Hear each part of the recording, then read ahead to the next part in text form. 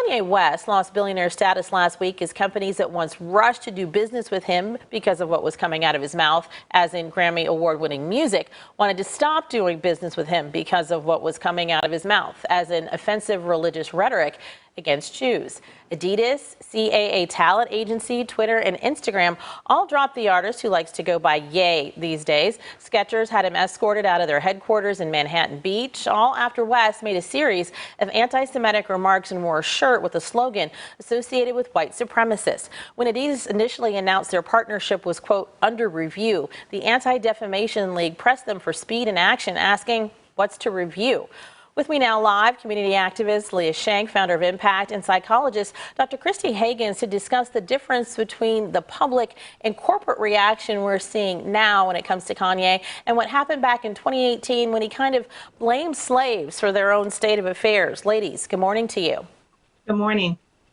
Leah, let's start with you. Last week, when these companies started severing their relationships with Kanye over his anti-Semitic remarks, you took to Instagram and posted, not one company ended their relationship with Kanye when he said slavery was a choice. Pay attention. Why post that, and what do you think it's important for the public to be paying attention to in this situation?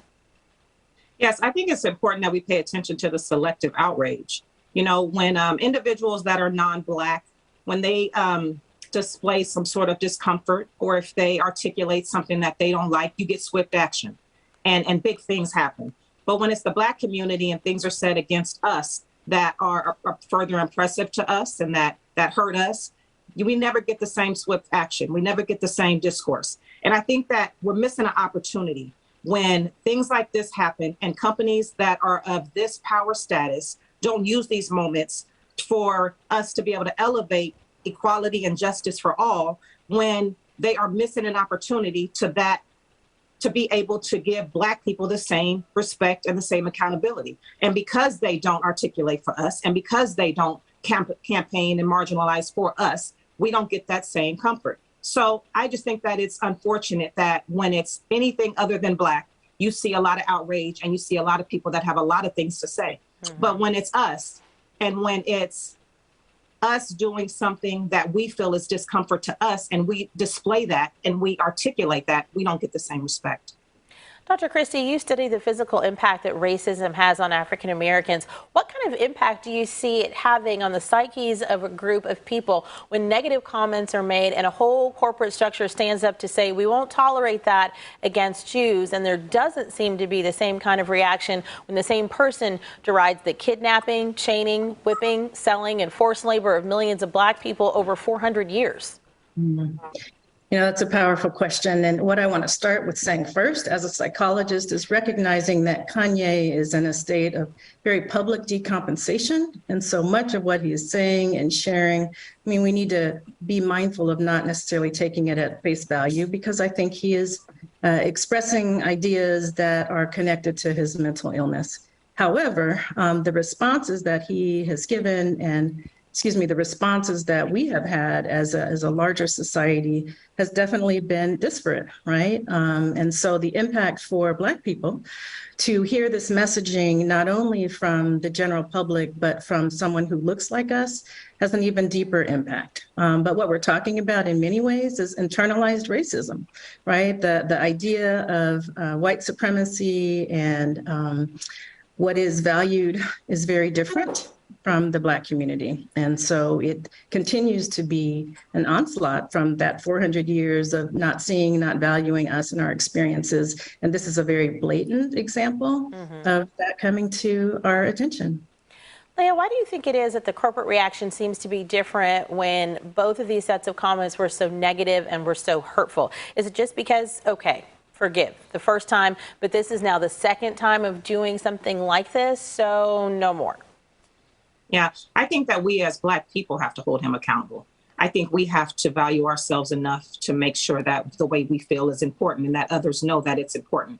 I think we have to demand the same respect and the same accountability for another Black person. And I think a lot of us don't do that, or somehow we feel like he's different because he holds status and has money.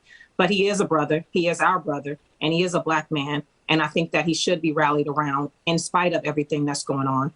I think that we definitely need to make sure that we keep everything in perspective. because there's a lot of layers to what Kanye is going through. There is a lot of things that are causing him to say the stuff he has. Does it have dangerous outcomes? Absolutely. Absolutely. And there are consequences to everything we say. But I also think that there's a reason for everything. And I think that we have to make sure that we are putting ourselves on the forefront. Alrighty, and Dr. Christie, I have to ask, we here in America, we love a comeback story. Kanye obviously kept making music and shoe deals after his comments about slavery being a choice. What about those companies, those institutions that may try to cash in and partner with him if there is a, I don't know what to call it, a reconciliation tour, so to speak? What might that say about our society? Mm-hmm.